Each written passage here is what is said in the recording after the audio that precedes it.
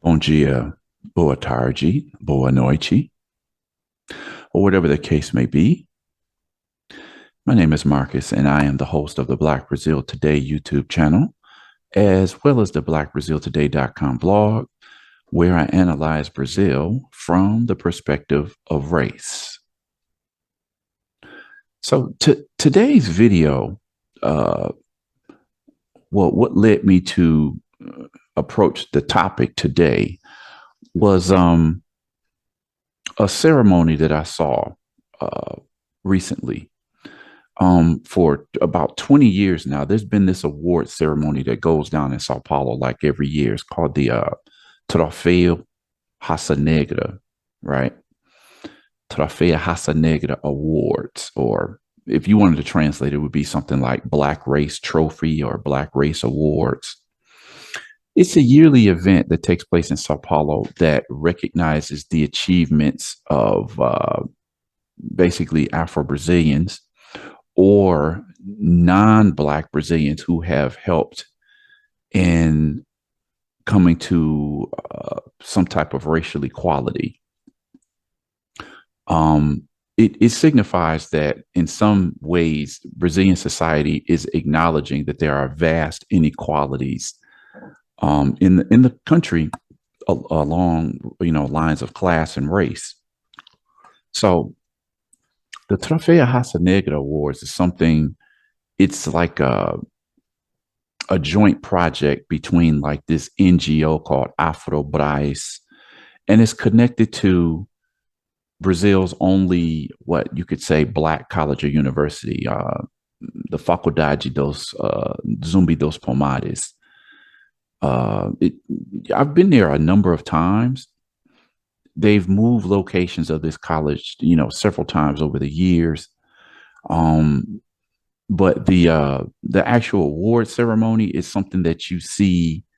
It is generally broadcast from the Sala de Sao Paulo. It's like a prestigious hall. It's a big building, like near downtown Sao Paulo, where there'll be all types of events that are happening there. So they generally, as far as I've been to this award ceremony maybe 5 times over the years. Starting in 2008 was the first time I ever went, and I think 2008 was probably the best award ceremony of all of them. Well, I can't say that because I haven't been to all of them.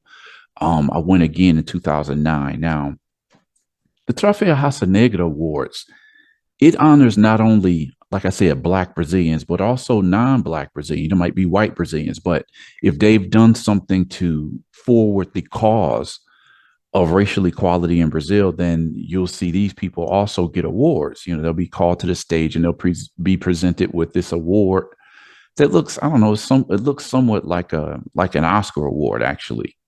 Matter of fact, I remember one particular year they were promoting the event as like the Black Oscars in Brazil.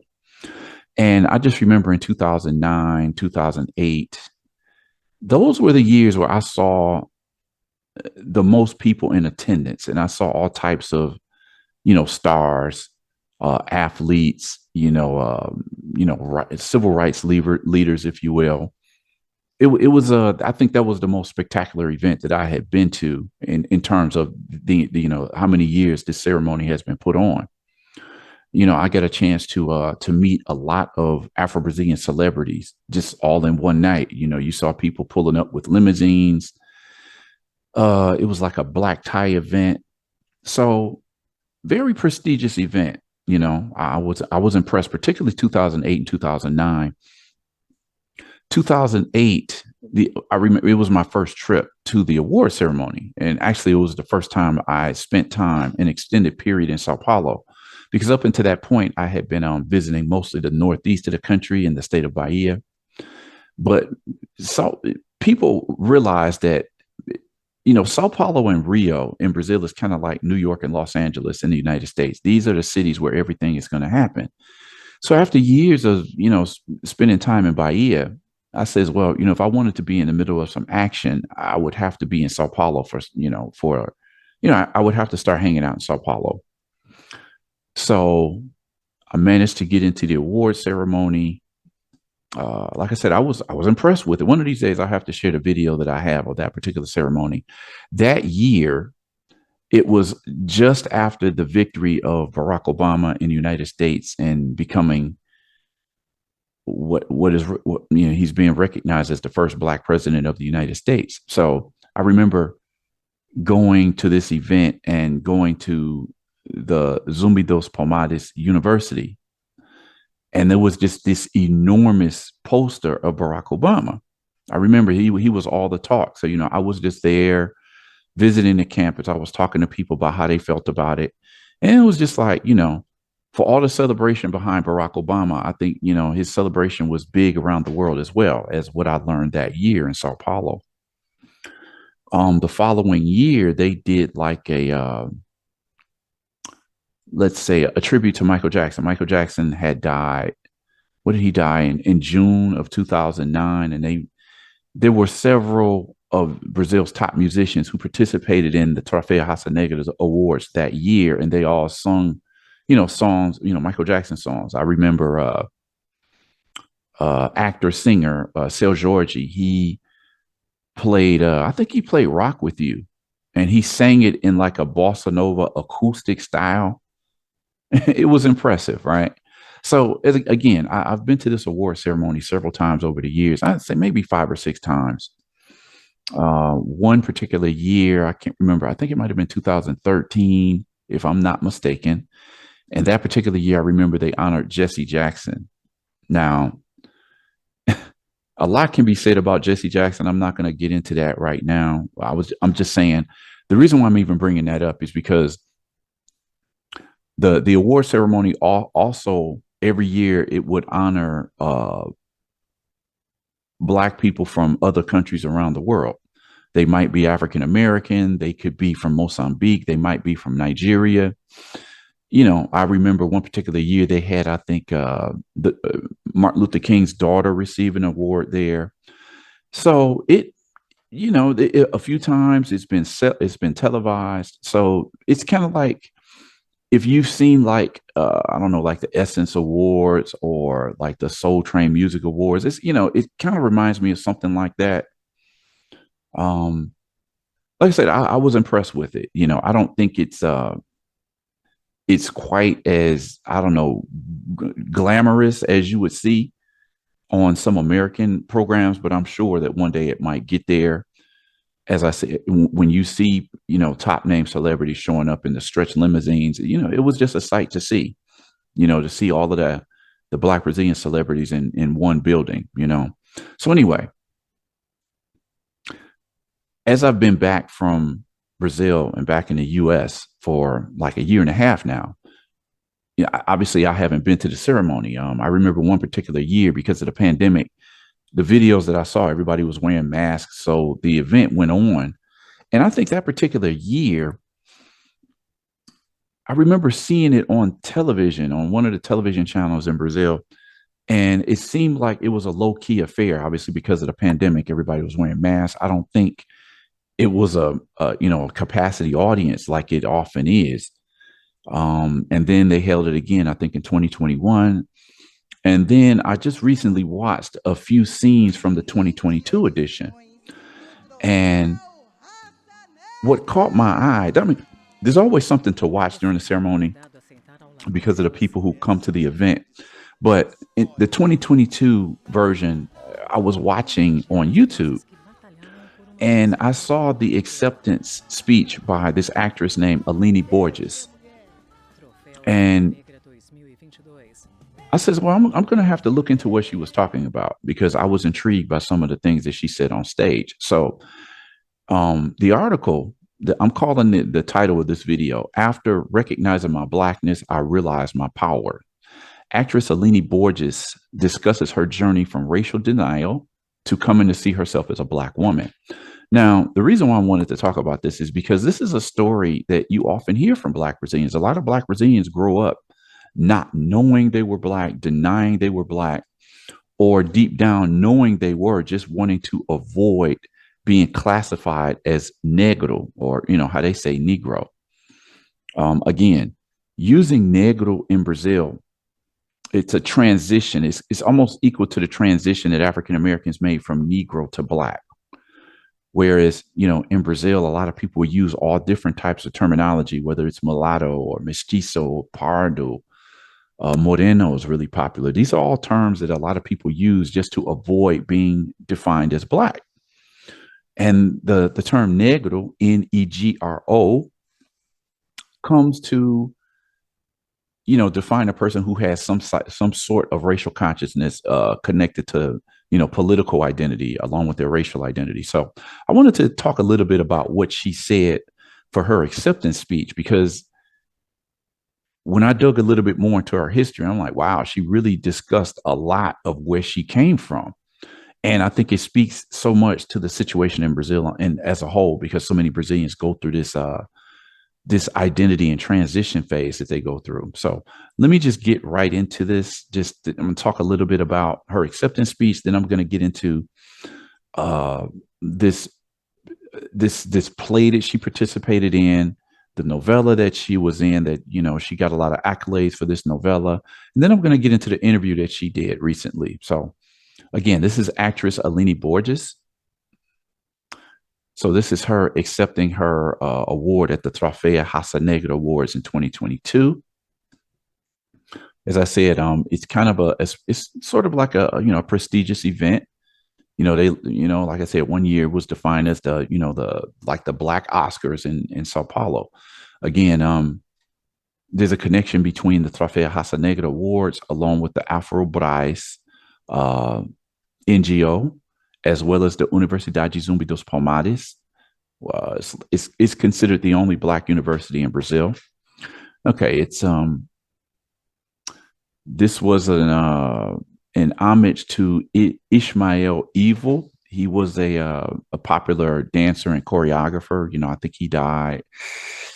Don't quote me. Within the last 2 years, he passed away. So this is Aline Borges, the actress who I'm talking about today. Okay. So, just to introduce the audience to her, Aline Borges is an actress. She began her career on TV with small roles in soap operas such as Coração de Estudante from 2022, Celebridade from 2000. Wait, let me go back. Soap operas such as Coração de Estudante from 2002, Celebridade in 2003, Malhação 2004, all on Brazil's top network, Global Television, or Rede Global. She also appeared on another television network known as Record, or Record Television. She acted in A Lei e o Crime from 2009, Ribeirão do Tempo 2010, Rebelde 2013, Vitória 2014, Apocalypse 2017, among other works in her film and theater career.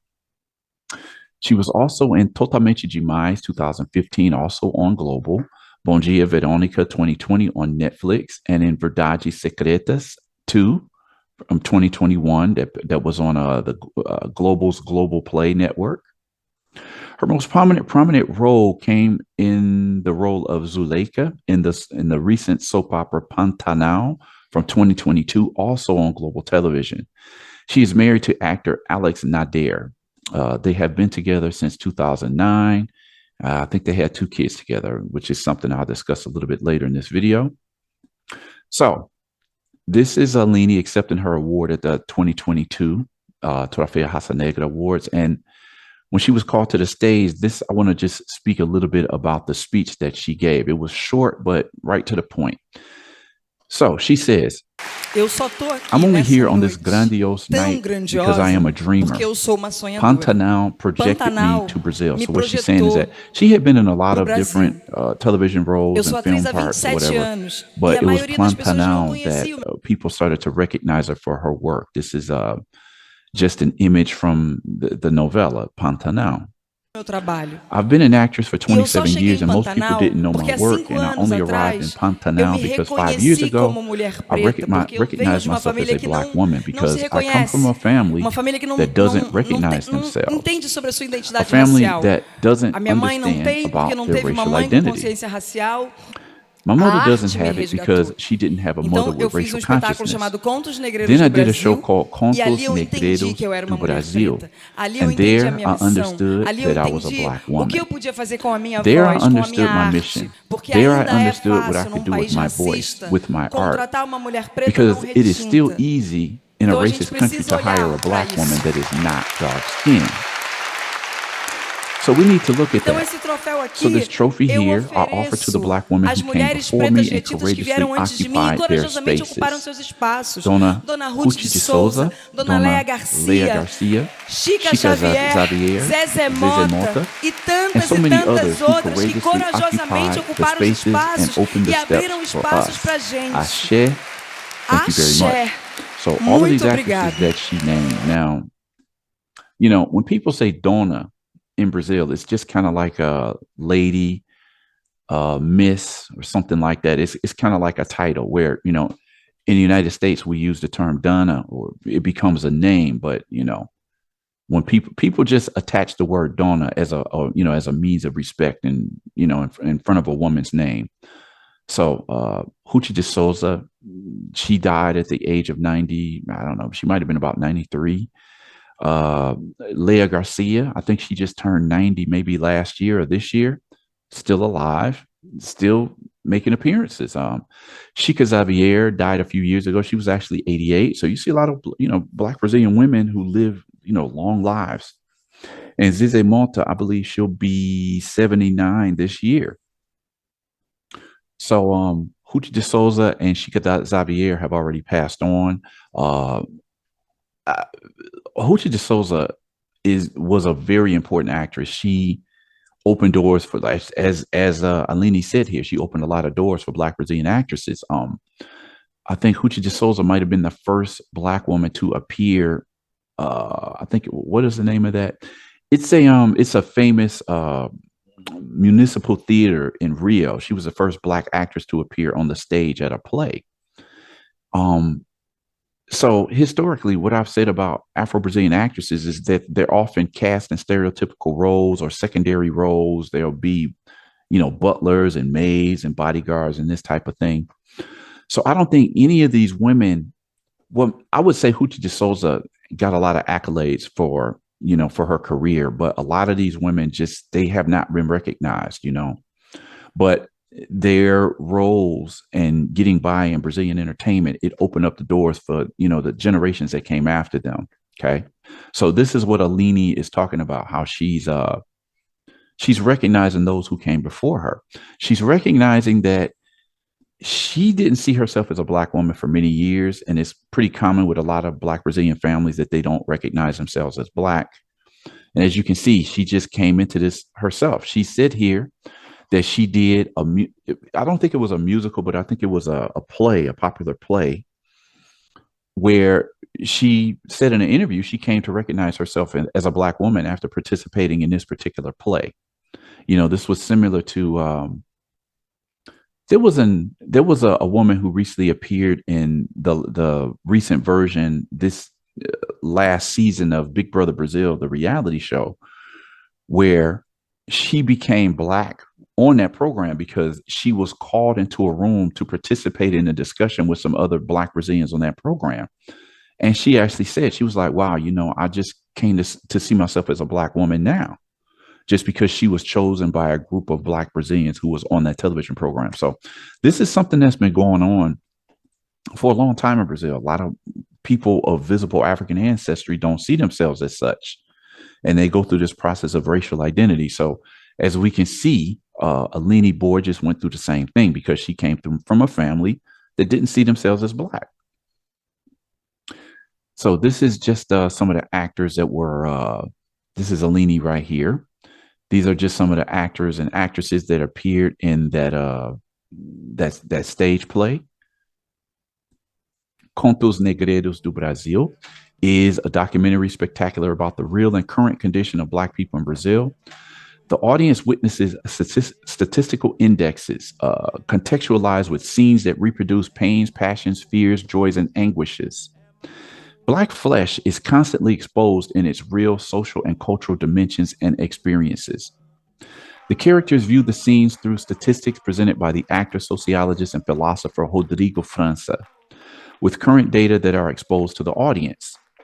The actors Aline Borges, Marcelo Dias, Mary Del Monte, Milton Filho, and Valeria Mona play the characters contained in the stories from the book Contos Negreiros, which won the prestigious Jabuti Prize in 2006 by Marcelino Freire. The direction is by Fernando Filbert, and the musical direction was by Maíra Freitas, the daughter of a popular, longtime musician, Martinho da Vila. The songs in the show are millenary chants of African origin from the Yoruba culture. Contos Negreiros do Brasil also pays tribute to great Black personalities who made history, such as Machado de Assis, he's often recognized as Brazil's greatest writer, the engineer and abolitionist, as well as lawyer André Rebouças, the famous writer Catalina Maria de Jesus. One of her books was one of the first books that I read in relation to Brazil. She detailed her life, what it was like being a poor Black woman in this area in Sao Paulo. She went on to worldwide fame because of her book. Virginia Bicudo, she was a pioneer in psychoanalysis in Brazil, as well as a sociologist. She was one of the first Brazilians to talk about the race issue in her work. Conceição Evaristo is a very popular Afro-Brazilian writer. Her work has been very influential on this generation of writers. She's only gotten more popular over the last, I'll say, 10 to 15 years. I think Conceição is probably in her 70s by now. And then you have Lima Barreto. He's another popular Black Brazilian writer. So moving on, to complement what Aline Borges said during her acceptance speech at the Troféu Raça Negra Awards, I saw an interview she did with this particular magazine called Came. Now, Came is kind of like a People type of magazine. It focuses a lot on like Brazilian celebrities. This is Camila Pitanga, again, very popular actress. I've talked a lot about Camila over the years because she steadfastly, defined herself as Black. But as we'll see, against all odds, because, Brazilians will constantly try to talk people out of, why would you call yourself Black? So Camila is just like the poster child for this transition into Black identity, right? So as we're going to see from what Aline Borges says, she has, this is a process that she's had to go through herself. With a career of 23 years, Aline gets excited at different times of the chat with Came magazine. So this is taken from the magazine, the interview she did. She says, "My first novella was Coração de Estudante, playing the role of a cupbearer. Then Celebridade as a maid." Again, these stereotypical roles. I had one particular article on the blog that asked, how long is Brazilian entertainment going to continue to cast Black women as just maids? At one time or another, a lot of Black Brazilian actresses have been cast as maids in these novella soap operas. I did a lot of stereotypical cameos and characters, I never stopped. I always did theater. I did street theater. I traveled with theater. I've always believed in my career and invested in it. I don't come from a family with an artistic tradition. My parents never put faith in my profession, she says, saying that it is the realization of a dream to see her parents following a soap opera in which she plays a prominent role. Again, this Pantanal, she's been acting for some years, but this was really the first role where she got some recognition. She continues, "It's powerful to believe in dreams. I wasn't taught to believe in them. After recognizing my Blackness and reconnecting with my ancestry, I realized my power." Okay. Again, this is taken from the interview from Came magazine. She continues here. Now, when she was younger, she had conflicts with the way she looked. She says, "At age 22, I almost operated on my nose to narrow it down," she says. When I was a child, my mother would put a clothespin on my nose to make it thin. And I've heard of people doing that. This is a violence that leaves its mark. My mother didn't do that knowing it was violence. She wasn't aware of it. She added, citing that she has tried to hide her own twin brother, who, unlike her, is a dark skinned black man, from her friends. She goes on, I denied my twin brother because I was ashamed of his blackness, of our blackness. That's too cruel. I gave him the wrong address of my school because I was ashamed of that black brother coming to the school door, she says, about the phase in which they lived in different cities. Now, listen to what she's saying there. Her brother was going to come and visit her school, and she purposely gave him the wrong address so that he couldn't get there. And then all of her friends would see that, she had a black brother. Now, remember, obviously at this time, she didn't recognize herself as being black. The next question was, do you believe your daughter watches shows with greater diversity than her generation did, or is evolution moving at a slow pace? Now, so they're asking Aline about her daughter, and we'll see a picture of her later on. She says, it's sad to say that. I wanted to answer that question by saying that we have found a much better situation with diversity present. Diversity is happening, but it happens very slowly. We need to fight to achieve little progress. This fight has been going on for so long. We had to be very far ahead and see diversity and equality. Unfortunately, we haven't seen it yet. When turning on the television, just look at the percentage of Black people in a soap opera, in a television series. It's a struggle that needs to be much debated for us to have progress up front. Maybe my granddaughter will see some progress that I haven't seen, that my daughter hasn't seen. Thank God and the Orishas. We see the progress happening, but with slow steps. Unfortunately, we don't have a government that understands the need to expand awareness of embracing the anti-racist struggle, embracing public policies that think about the Black population. Now, this interview, if I'm not mistaken, was from 2022.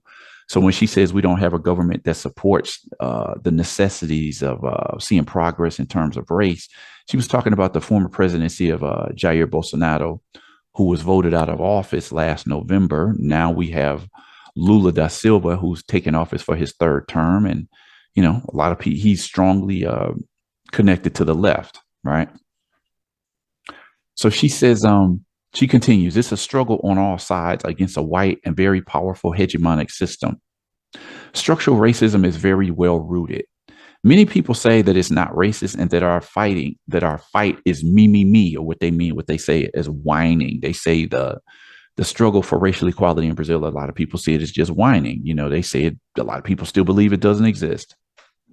So she continues, as long as you have people thinking that way, the struggle becomes even slower. Anti-racist education is important starting from childhood so that we have human beings who are aware of the need for transformation. The question goes, the next question in the interview says, did you experience self-esteem issues when you were younger? So listen to what she says. I would say that it is impossible to hear a Black person say he or she didn't face a self-esteem problem. In fact, we can even deceive ourselves and say no, but we suffer indeed. Yes. When you grow up in a racist society that defines your feet, or that denies your features, that denies your hair, denies your nose, that denies your existence, there's no way that doesn't reflect on your self-esteem. When I was a child, my mother would put a clothespin on my nose so that it would be thin. This is violence that leaves its mark. My mother didn't do that knowing that it was violence. She wasn't aware of it. My mother comes from another generation. It didn't even cross her mind that what she was doing was violence. It's quite the opposite. She thought she was protecting me by thinning my nose. After all, I would be more accepted in school that way. It's not the first time I've heard a story like this. It's a common thing. I've heard a lot of people say that their parents put a clothespin on their nose, hoping it would thin out their nose. There's people who talked about having put bleach on their skin or whatever. So this is the atmosphere in Brazil for years, where people were doing anything to try to avoid being associated with Blackness, straightening the hair.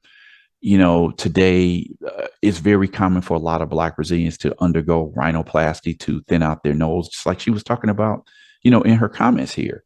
So maybe people come from the United States would look at this and just, just look at it as strange. But, the, uh, the background was just different in Brazil. In the United States, we were basically forced to be black because of segregation. But and a lot of African Americans still have some bit of issues with their identity. But in Brazil, it was always implemented in the thoughts of the population that you should strive to not be black. So she's talking about the struggle that millions of black Brazilians go through. So continuing, the interviewer says, I notice you get compliments for your current big hair on social media. Have you ever had a hair identity crisis, or have you always been well resolved about it? Now, mind you, uh, in the last 10 to 15 years, and arguably longer than that, Black Brazilian women have changed the narrative by so many of them, throwing away the hair straightening chemicals and the flattening iron, cutting their hair off, the big chop, and starting to grow their hair, in its natural phase. So this is the acceptance of black hair is it's another sign of how things have changed in Brazil. I've often talked about how I saw this transition just in going back and forth to Brazil for so long, where you just started seeing yearly just so many more black women letting their hair grow naturally. So let's see what Aline Borges has to say about this. So she says, for a long time, my mother straightened my hair. For a long time, I used guanidine. I couldn't see even a little of my original hair growing from the roots, and I refused. I thought it was ugly. Today, the part of my body that I find most beautiful is my hair. I wear my afro hair the way that it is. The fuller it gets, the better I feel. I feel good looking in the mirror and accepting my nose. I understand that I didn't succumb. I didn't have surgery. At 22, I almost operated on my nose to narrow it down. It was crazy that I didn't operate on it. Looking at it today is like saying my root is here, my ancestry is here. I didn't mess with it. I didn't violate myself, and that makes me comfortable with my Black identity. It was a struggle to achieve that, and that's what we need to talk about. Why do we need to talk so much about representation? Because children need to recognize themselves.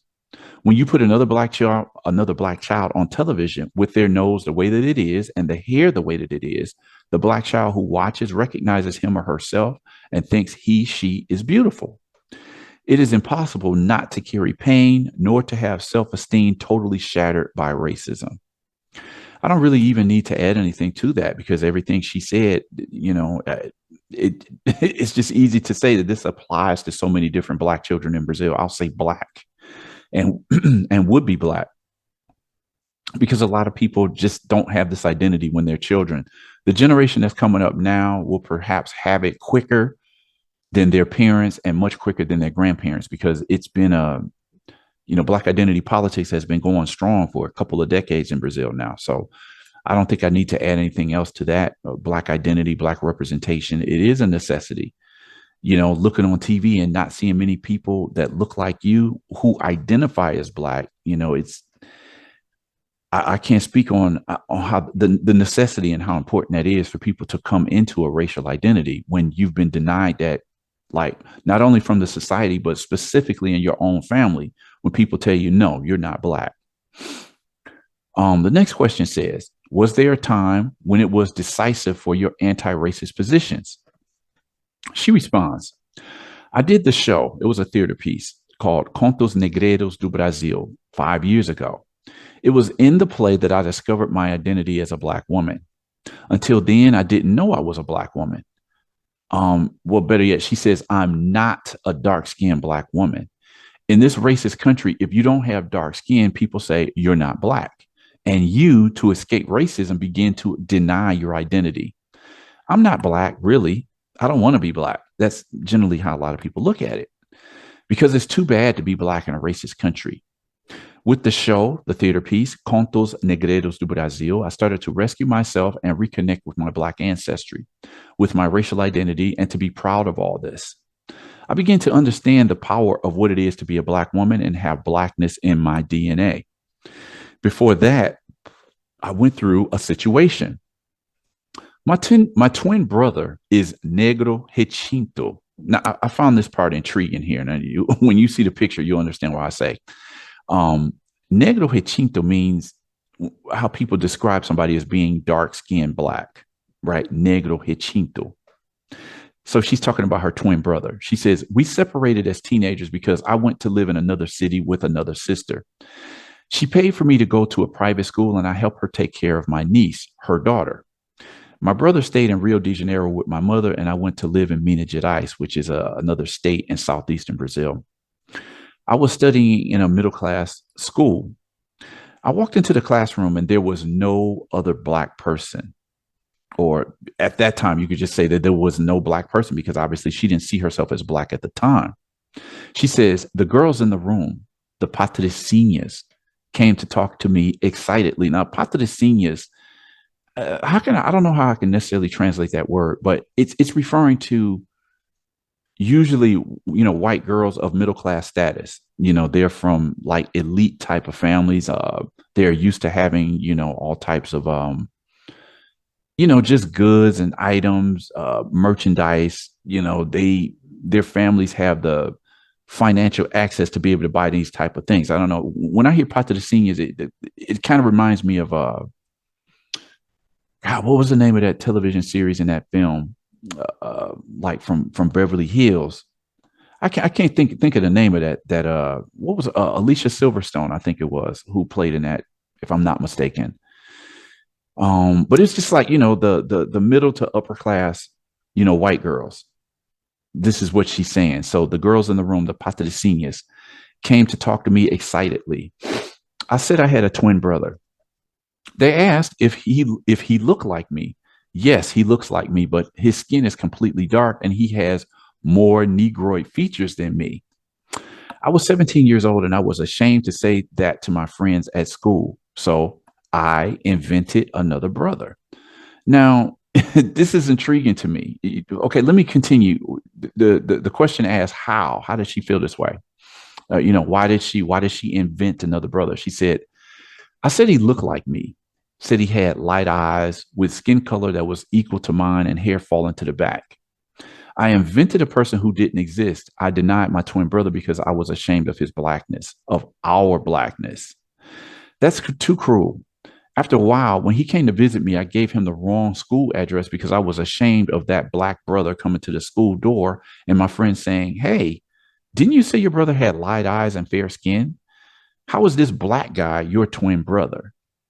This is a cruelty beyond measure and leaves me with eternal scars. That's why representation is so important. It's not me, me, me, again, meaning whining. It's not nonsense. We need to talk about racism, yes. And anti-racist education is needed for yesterday. So the reason why I found what she was saying intriguing, as intriguing, is because she described her brother as being negro hechinto. Negro hechinto is supposed to mean a person who is dark skinned, someone equal to, actor musician Sale Georgie or the actor Douglas Silva, actors like, Wesley Snipes. This is what negro hechinto is supposed to mean. So when I saw pictures of her brother, as we can see in this photo, this is her with her brother. And, I have other pictures, also showing her brother. Why would she refer to her brother as negro hechinto? I don't get that. Usually negro hechinto means someone who has dark skin. So I don't really know why she defined her brother that way. He's, I mean, I see him as black, yes, but he's clearly not a dark skinned black person. So I don't know where she was coming from with that. But the other thing I wanted to point out with Aline Borges, that's also very common when dealing with the situation in Black Brazil, is that people come into this black identity after years of being confused or in denial. And then all of a sudden they're speaking very positively of the necessity of black identity and the need for black representation because it influences the children. It gives people, higher self-esteem. But what I find intriguing about Aline Borges, and I find this again and again, and I've been talking about this, on the blog for years, and I'm making videos about it. It always strikes me as a little bit strange that so many of these people get involved with these black identity politics, but then the people they choose to get married to, and when you look at Afro-Brazilian entertainment circles, whether it's the males or the females, you always seem to find them married to white people. It's just, this is not to deny that people, and I've said this over and over again, this is not to deny that people can't genuinely fall in love and have a relationship with a person of another race. But what I'm saying is, it's just, it's the norm there. It's in Aline Borges' case, I think the situation says that perhaps before she came into this identity, she had already chosen a white partner, right?